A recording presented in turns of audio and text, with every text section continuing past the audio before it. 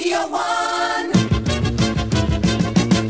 275-285 and stereo VA. Earthmen.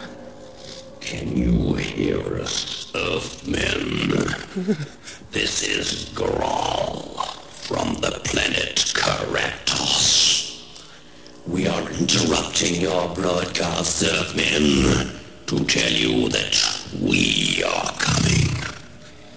We come from a place far away. A place from another time. Another dimension. Oh, Bogner. Any moment now, our Karaptian spaceships will be landing, and you will be caught by the Graals. Well, I could bring the tears to your eyes.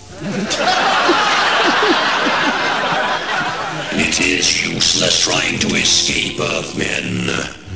We are taking over this planet and rendering it lifeless for the next 15,000 years. In fact, stage 1 of this Destroy the Earth campaign has already been put into effect. It has? What is it? It's called The Jimmy Young Show.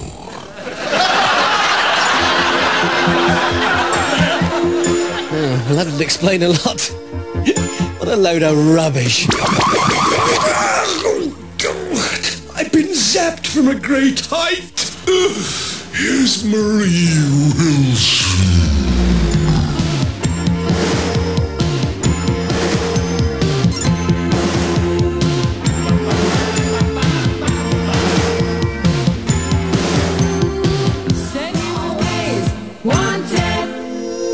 Yes, welcome to the Space Age show with the Stone Age gags.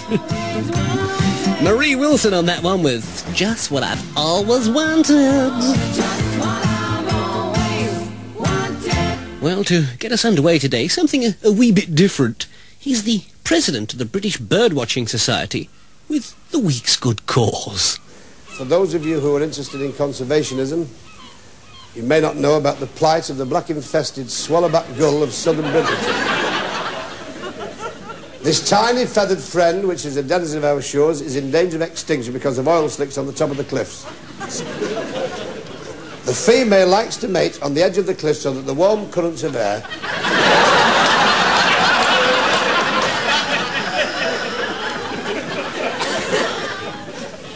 ruffle her feathers, and in the modern parlance, switch her on. Now, the male hangs from an oak tree until he hears this mating cry.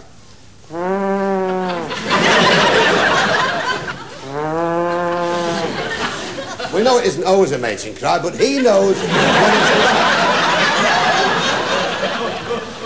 it's when he hears this distinctive cry, he leaps down from the branch, picks up his feathers, and rushes to cover his mate in the simple act of procreation. Would you believe, because of oil slicks on the top of the cliffs?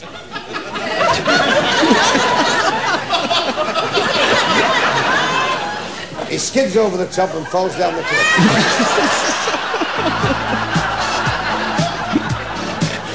So, please give generously. After all, one good turn deserves another.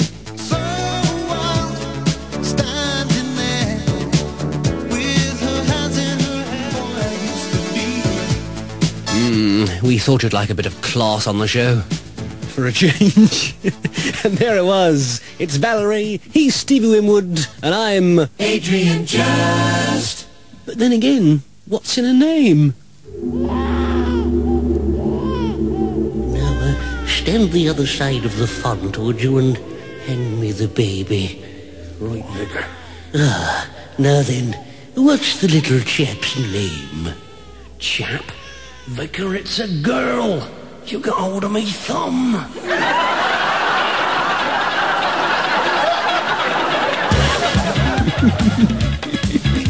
Actually, my middle name's Friday. When I was born, and parents took one look and said, let's call it a day. Is that cut 100? It's Radio 1 here, doing it better because we've been doing it longer. And that's Haircut 100. with favourite shirts. Well, all these latest fashions are all right, I suppose, but what about that hard-working team of girls who have to actually make the stuff? Does anybody ever spare a thought for them? Do you really? Well, go on, Pab, what happened then? Oh, I was furious. They're all the same. Buy a small gin and then think they can squeeze it out of you. He didn't even have a car. Oh, Pad, how long to tea break? About half hour. Oh, good, well, let's start work. It's not worth doing any more. Brother Carol, you're a credit to the union. Girls, what do you switch them off for? Come on, get cracking. Fenner's promised them shirts by Friday. Oh, Reg, they'll be done. A right lot of liberty takers you are. Hey, Carol, what you doing? What are you sewing? You're not pushing up the profits. No, I'm machining my slip. It got caught on a nail. You should get your boyfriend to cut him. You know, of course. Oh, blimey, look at the time. That sample's promised by 3 o'clock. Come on, girls, get cracking. Let's see some sparks out of those machines. We're being exploited in this sweatshop. Sweatshop? It's more like a tea room with a few sewing machines. Now, let me give you some advice. If we can't increase production, we must reduce costs. Your union should cooperate to help me cut prices to the bone. We're dressmakers, not butchers. That, if I may say so, is a matter of opinion. The workmanship in here is appalling. Oh, Mr. Fenner, I put my heart and soul into my buttonholes. Billy, dear, I know you do. It's what goes round them that's no good.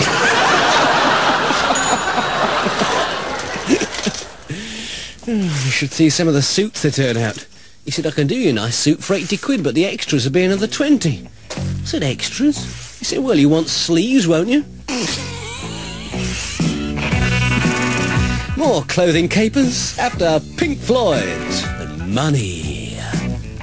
Money, so they say. Great. Pink Floyd and Money.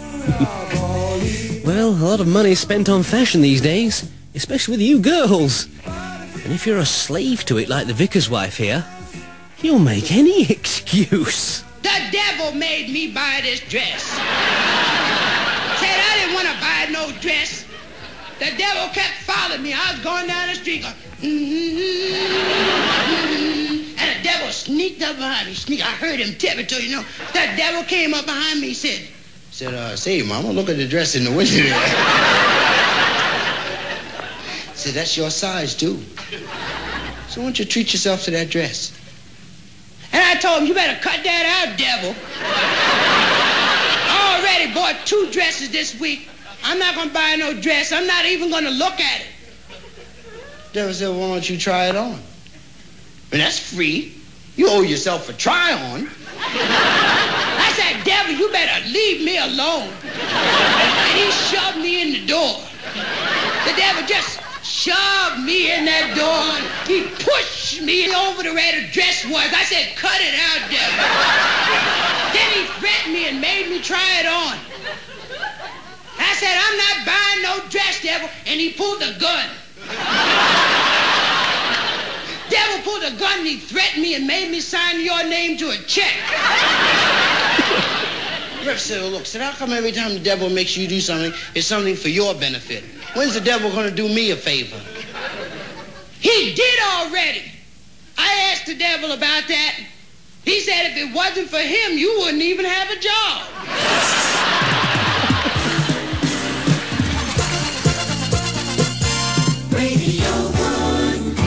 I was talking to a girl yesterday. She said, you're always in London. What's the latest thing in women's dresses? I said, men. I should have told you all I wanted was to have some fun.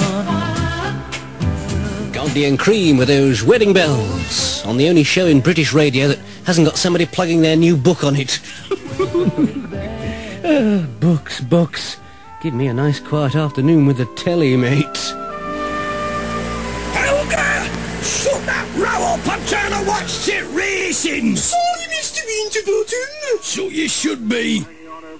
Oh, look! Coming down the street! One of those bigger ones with the funny things on the roof. Funny things on the roof?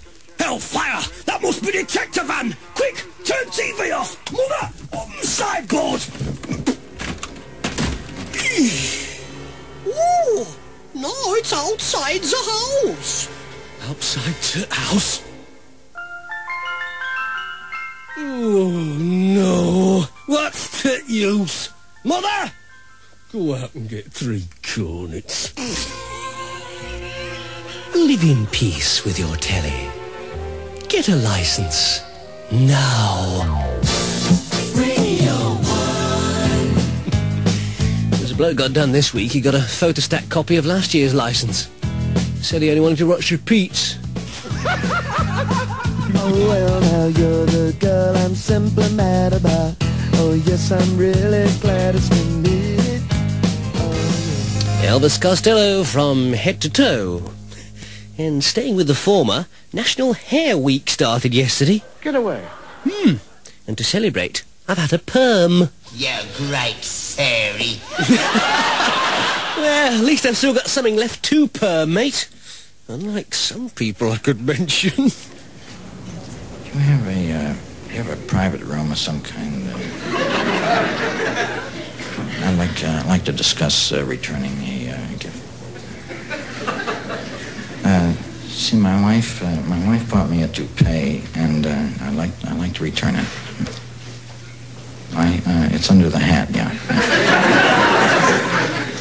I don't know what model it is now. It's the crew cut with the widow's peak. Yeah. Mr. Wonderful, is that whatever you call it? Well, see, the problem is we went to this party, see, around Christmas time, and I bent down to put some cheese dip on a cracker, and it fell. You know, the toupee fell into the cheese dip, you know, and everybody stopped having cheese dip, and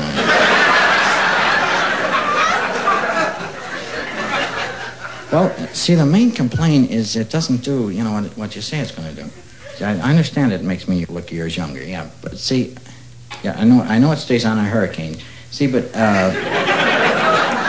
see, we're from Iowa, and we really don't get that many hurricanes, you know. See, mainly I want it to stay on when I go down for the cheese dip. You know?